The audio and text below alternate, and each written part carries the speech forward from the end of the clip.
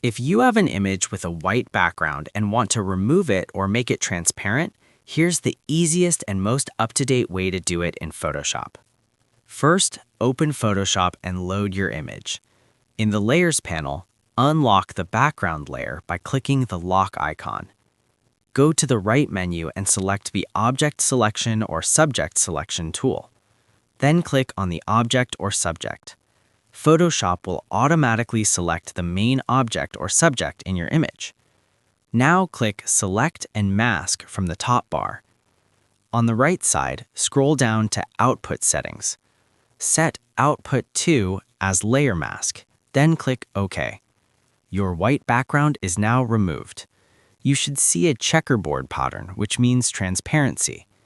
To export the image with transparency, go to File, click Export, then choose Export As.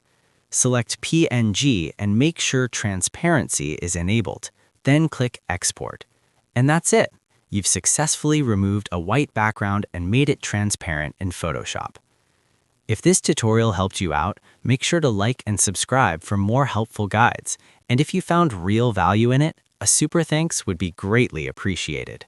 Feel free to reach out if you encounter any issues during the process.